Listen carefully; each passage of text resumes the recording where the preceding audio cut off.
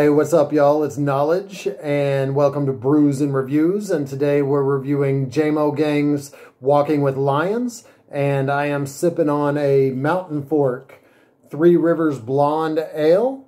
That is a blonde ale from Oklahoma, coming in at 4%, and it's a good beer and good album. Here we go.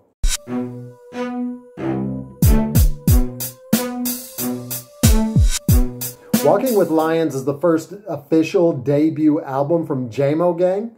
And Jamo Gang is the group that was formed by Ras Kass, which is one of these 90s guys that still flows like he's from the 90s. And he was one of those guys in the 90s that he was always good, but never really great, never really classic. So it's interesting that he's still around while some of the more classic guys are not around anymore. But you always knew that Ras Kass has a limit and he has a cap, even with the things that I've heard recently. The Apollo Brown album that he had, it was good, but just not something that would stick with you. So you kind of know what you're getting into with the Ras Kass album. It's going to be a good listen, but probably not something that'll stick with you a while. In Jamo Gang, he joins with the relatively unknown MC Gant and producer J57. So they both contribute well to this album. So it kicks off with Belushi and Aykroyd, which is a reference to the Blues Brothers, in case you guys didn't know that. Very bass-heavy track, good way to kick off an album, kind of gets you pulled into it,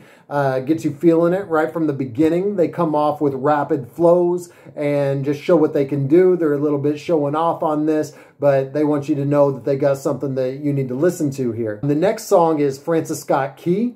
Now, this is a standout track. And I think this was actually released before the album, but it has some of the best lyrics on the track on the album. It's a very scathing review of America and done really well. There are very harsh criticisms of the nation and what's going on now, what's gone on in the past.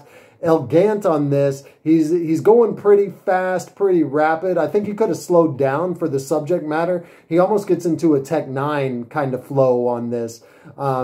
So it's kind of hard to pick out everything that he's saying, which sometimes I like, sometimes that's good because it's going to have you returning to a track, but you don't absorb it all right off the bat. Ras Kass really holds down this track in particular, and he has the hardest verse on the album where he says things like, Christ never said, build that wall, lock her up. And it wasn't Muslims who left Las Vegas bleeding. So some things to think about from Ras. And some little jewels that he's dropping there on his criticism of America on the track Francis Scott Key. The next track, Walking with Lions, they bring in the bongos, which are always welcome. Love to hear the bongos on a track. And it seems that Gant is influencing Ras Kass a little bit on here because he's flowing a little bit different, doing some different things than we've heard in his longer tenure in the rap game. So Gant, this guy that doesn't have much under his belt, sounds like he lit a bit of a fire under Ras Kass, and we're hearing some influence there, so that's interesting. The Tekashi 6ix9ine skits are hilarious. You knew somebody was going to do this at some point. We've heard people criticize him in news stories and stuff, but this is the first time that I've heard it on wax, even though that I knew that I would hear it at some point, given the high profile, everybody talking about this guy and what he did and his snitching. And I don't think he was that respected in the first place, really, which is good because his music sucks. By the way, I don't know why this guy is breaking out on YouTube right now. Why are people giving this guy a second chance? Stop watching his video. I haven't watched it. I'm not contributing to that, although I'm kind of curious. But it's cool that they did these skits. I don't particularly like skits, but this one works and fits in well. And there's two others on the album featuring a Tekashi 6ix9ine kind of character. So that's interesting. The next track is The First Time with guest producer Primo. He's been very busy lately. He produced a track, one of the standout tracks on the Bishop Nehru album that came out on the same exact day that this Jamo Gang came out. So that's cool. Primo, he's still got it, and he's still got his signature sound, and he proves that on this track. Ras Kass, he has the best one-liner on the whole album on this particular track where he says, hang in there like Aaron Hernandez. Ooh. Oh, I don't want to touch that. But that's kind of one of those 90s one-liners that you would hear that's just like, man, I can't believe he said that. J57 also kicks a very nice verse on here, coming in as the producer for the group and kicking his own verse on this, which really works. He goes off on it. And also, MC Slug from Atmosphere, he has a nice guest appearance on this. Now, who else wants to hear a Slug mixtape with a bunch of people that he doesn't normally rhyme with, tracks like this, with the whole thing produced by DJ Premier? I would love to hear that album. The next track, Steven. This is a song about a mass shooter, and by my count, this is the third song that we've had this year about a mass shooter. I don't know what that says about America, that we've had 3 tracks come out in 5 months where they're talking about some kind of mass shooter or rhyming from a mass shooter's perspective. This track, Steven, by Jamo Gang, it doesn't really add a lot to the conversation because I'm sure they weren't aware that Eminem and R.A. the Rugged Man were also going to kick this concept this year. It's just in the public consciousness to do songs like this because it is so prevalent in America. So it's not like it's a copy, and I wouldn't think of them as biting somebody else's style, but Eminem did it so well and R.A. did it so well that it's hard not to compare this track to that. And Jamo Gang didn't quite do it as well. So this track, it falls flat a little bit for what it's trying to accomplish.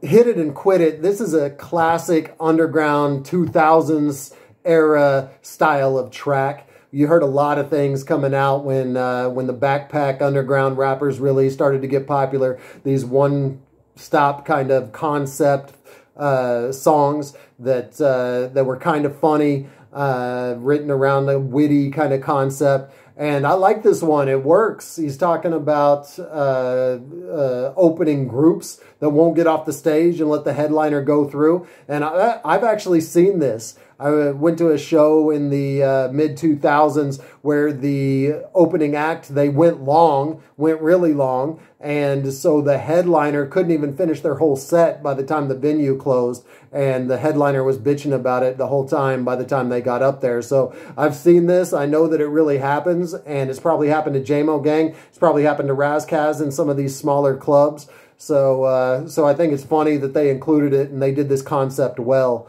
One of the best lines from this song, he says, "Why you doing 5 minutes? This ain't November rain." 38 minutes is a standout track in concept. 38 minutes, incidentally, is also the length of the album. And this is a really cool concept that I haven't heard before in rap music. They're talking about what they do at the end of the world. And it's just something that's interesting that I can't believe too many people haven't done previously. So it's a nice new kind of concept that they're kicking on this. And incidentally, 38 minutes, while also the length of the album and the name of this song, that's about how long, give or take, that it would take a nuclear missile to be launched from North Korea to hit the United States. So it's kind of fitting, and they're talking about Kim Jong on the chorus. And it all works. This is an interesting track and a cool concept that they were working with here. On the song Highway, J57, he has a nice flow again, like he did on the first time. And I like it when producers, they kind of hold back and they save their flows to really make an impact, where they don't appear often, but when they do, it's stellar. And he really comes through again on this track, Highway. So I like J57. I don't think that he's a rapper by any means, but when he decides to rap, he knows what he's doing. So so that's good. And I think he makes the song Highway just on his verse alone. So on this album as a whole, every single song is nice. The production's good. The flows are good. The concepts are good. There's some new concepts that we've heard on these. The two rappers are sticking to the same concept, which we don't often hear on group albums. And that all adds to a cohesive, very good, interesting listen. The problem is that there's nothing exceptional here. And that's what makes this like a typical Ras Kass album. Every single Ras Kass album that I've heard is very interesting, very good. There's some good concepts thrown in there. There's some stuff that'll have you hit and repeat for a while, but not for too long. And that's what is the problem. Ras Kass is consistent, but he's never great. And that actually is his consistency, is that he's always good, but never great. There's a limit to him. There's a cap. And unfortunately, he did this to his younger partner, Gant, on this, and the producer that has made a name for himself on some other things too, J57. But nevertheless, it is a good listen. I like it. I'll listen to it for a month, and I'll probably never return to any of these songs again. So that being said, that it will be good for a month at least, I'm going to give it a 7 out of a 12-pack. It'll have you feeling good, but the buzz will fade quickly. So, so 7 out of 12 for Jamo Gang's Walking with Lions. And thank you for watching Brews and Reviews. If you like this one, then go ahead and hit like, subscribe to my channel, and check out my other videos. I'll see you next time.